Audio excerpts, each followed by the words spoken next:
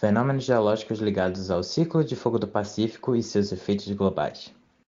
Oi, meu nome é Valdisson e eu sou da turma de Licenciatura em Ciências Biológicas da Universidade Federal Rural de Pernambuco e vou falar um pouco sobre placas tectônicas, algumas características delas, o ciclo de fogo do Pacífico e alguns fenômenos que foram importantes para a história do nosso planeta.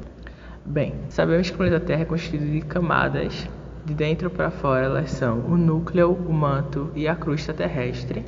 E a crosta terrestre ela é uma camada rochosa, porém ela é fragmentada e esses pedaços dela são chamados de placas tectônicas. São um total de 52 placas, de 10 a 14 placas principais, dependendo do autor que você for ler ou pesquisar.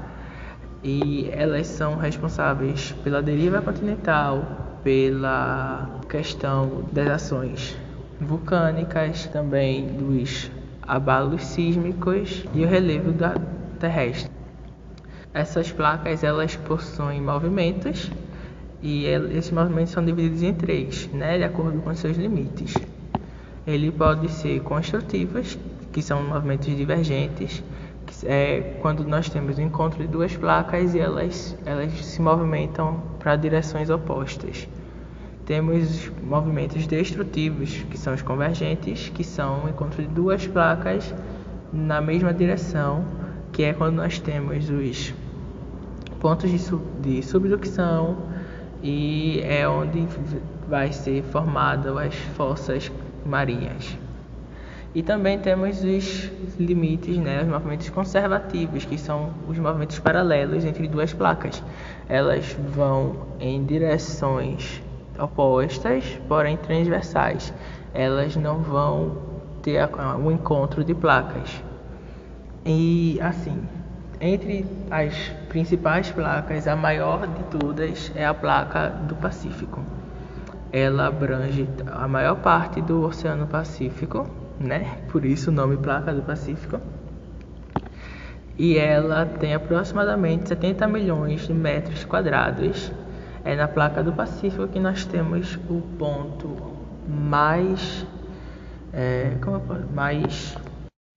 mais profundo do nosso planeta, que é a Fossa das Marianas.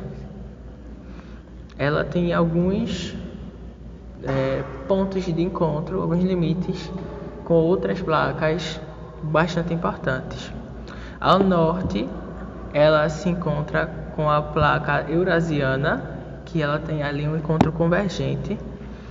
Então ali temos um ponto da zona de subducção, que temos algumas fossas marinhas. E ao sul ela tem um encontro construtivo com a placa da Antártica.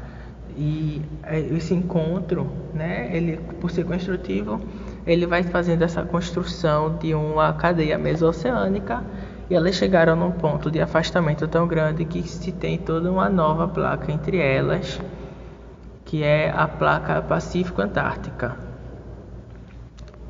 Além de seus limites, a placa do Pacífico também possui inúmeros hotspots, que são pontos de calor dentro do manto superior, que eles podem vir a resultar em vulcões. Por isso nós temos nessa placa uma grande ação vulcânica, Ela tem muitos pontos vulcânicos, e também por conta de ser um hotspot temos cadeias de ilhas de origem vulcânicas. Com o passar do tempo, esse atrito entre placas, ele foi criando fossas e esses grandes atritos eles vão criando toda uma região, que é a região do Círculo de Fogo ou Anel de Fogo do Pacífico. Uma região de aproximadamente 40 milhões de quilômetros quadrados de extensão. E nesse território acontece cerca de 90% de todos os abalos sísmicos do mundo e 75% de todos os vulcões ativos do mundo estão localizados nessa região. Além do mais, o Anel de Fogo do Pacífico acaba por colecionar a maioria dos recordes mundiais históricos em quesitos de fenômenos geológicos. Desde terremotos às grandes erupções vulcânicas, o Anel de Fogo do Pacífico parece apresentar a maioria das colocações. Fenômenos esses que serão citados posteriormente no decorrer do vídeo. Olá, hoje eu vou falar um pouquinho sobre a interferência de grandes terremotos no eixo terrestre e na velocidade terrestre, né? E no que isso implica pra gente. Em 2011, né, no mês 3 de 2011, ocorreu um dos maiores terremotos já documentados pela humanidade. Foi um terremoto que ocorreu lá na placa do Pacífico, que ela foi em direção oeste e acabou se chocando com a placa norte-americana, certo? E no momento que houve esse choque, ocorreu o terremoto e uma grande movimentação de água, que a gente conhece por tsunamis. Mas o foco aqui a gente não vai falar de tsunami. A gente vai focar aqui no que esse terremoto ocasionou na questão do eixo terrestre e na velocidade da Terra. Então vamos primeiro entender sobre a questão do eixo terrestre, certo? O eixo terrestre vai ser o ponto central de onde a Terra gira. Imagina que você pudesse passar uma linha no centro da Terra, certo? Cortando a Terra. E essa linha seria o eixo, porque toda a Terra giraria em torno dela. Ok. Esse eixo, ele tem uma inclinação. E essa inclinação é uma das coisas que justamente vai fazer parte na questão de climas e afins. Porque se a gente for reparar direitinho em modelos que mostram o movimento de translação e rotação da Terra ao redor do Sol, a gente vai ver que a Terra ela se mantém meio que girando um giro específico, o eixo dela vai se movimentando, que é o que justamente a gente vai ter lá nas estações do ano, porque é aquela história, já pensou porque a gente tem estação trocada? Então é basicamente porque quando o hemisfério sul vai estar mais virado para o Sol, o hemisfério norte vai estar menos virado para o Sol. Ok? E isso tem uma relação com, além do movimento da Terra ao redor do Sol, o movimento elíptico, isso também tem uma relação com o eixo terrestre. Até porque se a Terra girasse de outra forma, como por exemplo Urano gira, ela ia acabar tendo uma face mais fria do que a outra. Mas ok. Então, no que isso implicaria, certo? Essa movimentação implicaria para nós. Foi relatado que nesse evento a Terra moveu, né, seu eixo por volta de 17 centímetros, mais ou menos. A gente pode achar pouco, né? A gente olha assim, pega 17 centímetros, a gente tem numa régua, a gente consegue medir numa régua. Mas se a gente levar em conta que não só houve esse terremoto de larga escala, houveram outros, se a gente fizer a conta, for somando aos pouquinhos, a gente vai ver que no final esses terremotos de larga escala podem sim interferir diretamente no clima terrestre, né?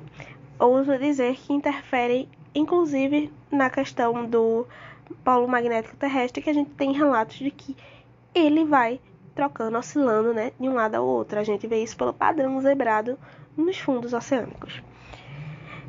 Além disso, a gente também relatou que o dia diminuiu após esse evento, né? O dia acabou diminuindo a alguns milionésimos de segundo, exatamente 1,8 milionésimos de segundo, o que é bem pouco, né? Significa então, se o dia diminuiu, significa que a rotação da Terra aumentou.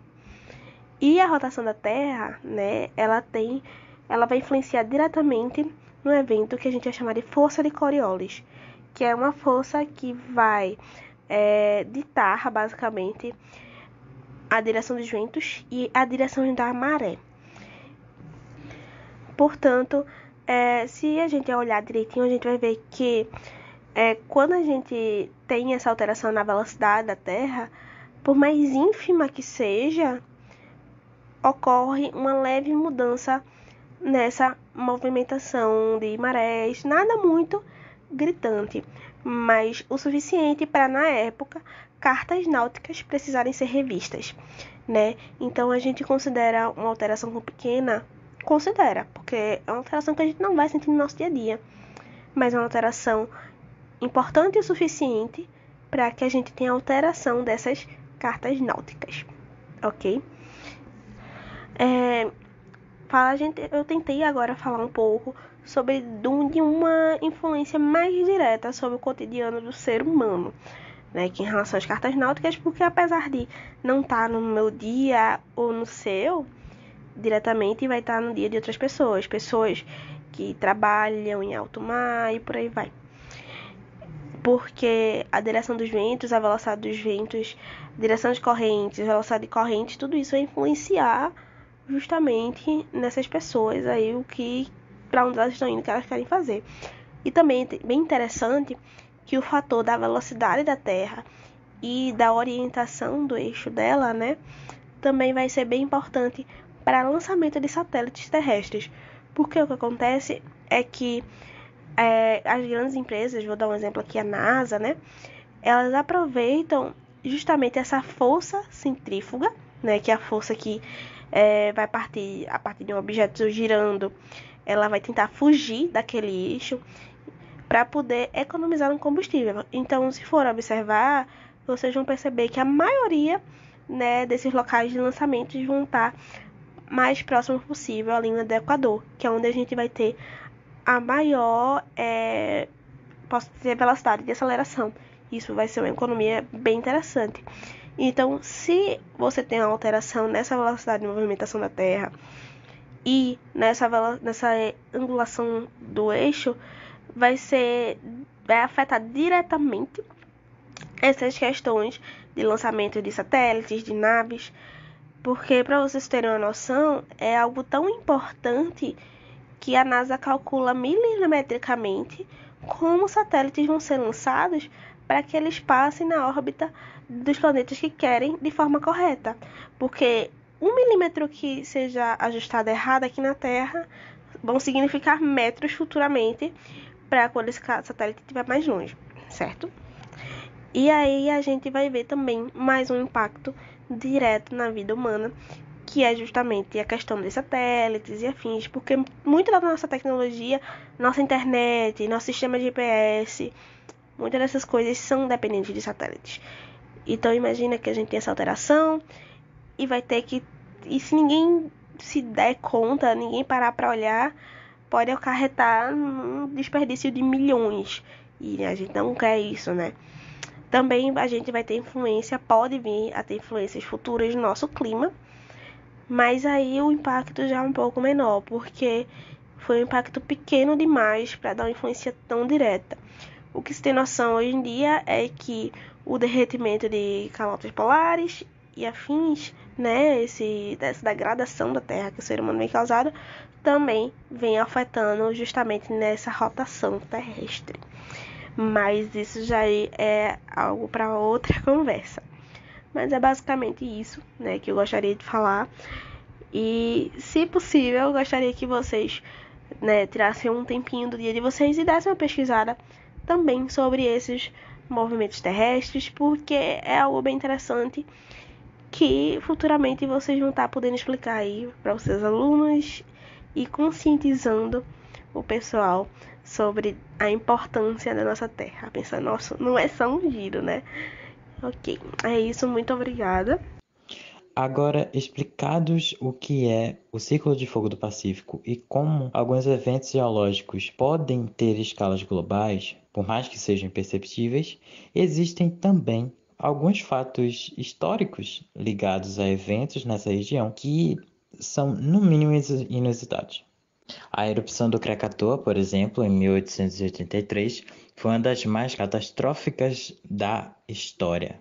E também é famosa por ter tido o maior som já registrado na história da humanidade, no qual marinheiros a 64 quilômetros de distância da explosão tiveram os tímpanos rompidos. Com a explosão, o som pôde ser ouvido a 4.000 quilômetros de distância, além de tudo, e vibrou a atmosfera por dias, segundo medições já existentes na época.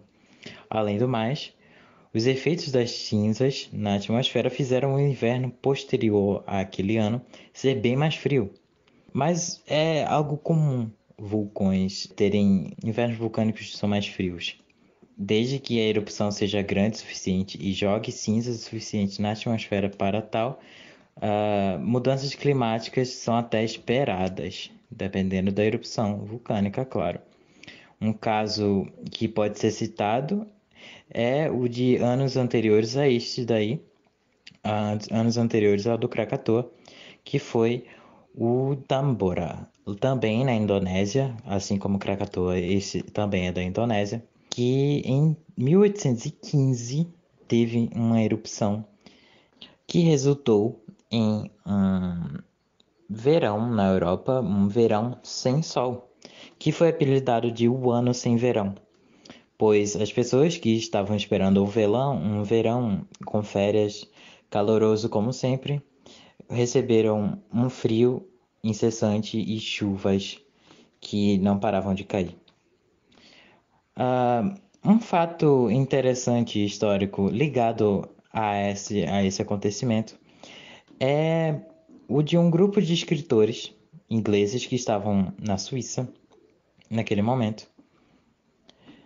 Estavam esperando um verão típico em uma casa de veraneio, porém tiveram que ficar presos à mansão em que eles estavam, e porque a chuva era incessante e o frio também era bastante pesado. O que é interessante é que desses escritores, vieram obras a partir daquele inverno, daquele verão, como Frankenstein, da Mary Shelley, The Vampire, de John Polidori, que no futuro viria a inspirar o Drácula de Bram Stoker, e toda essa literatura de vampiros que surgiu a partir deste também, e muitos poemas de Lord Byron, como O Prisioneiro de Chillon. Todos esses poemas provenientes de uma aposta que o Lord Byron teria proposto para passar o tédio. Curiosidades como essa mostram que eventos geológicos podem afetar em diversas camadas da sociedade, menor que seja. Claro que os efeitos de vulcões e outros tipos de fenômenos geológicos podem variar, porém, poucos foram tão avassaladores, principalmente para a história da humanidade. Na verdade, nenhum talvez tenha sido tão avassalador para a história da humanidade, mesmo que a maioria das pessoas não saibam, como a explosão do Toba. Sim, o Toba, em Sumatra, foi um vulcão que teve uma super erupção 74 mil anos atrás.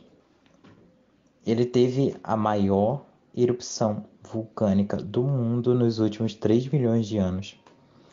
E, segundo cálculos de cientistas, o inverno proveniente dessa supererupção teria levado a população humana do mundo a ter menos de 20 mil adultos no total. E quase ter extinguido a humanidade. É massivo. Com tais fatos apresentados, esperamos que vocês tenham agora uma certa consciência do,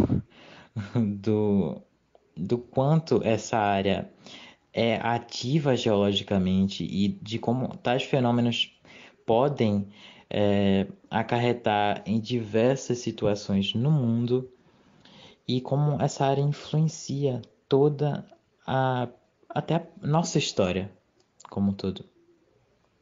Mesmo que seja imperceptível em uma visão mais curta.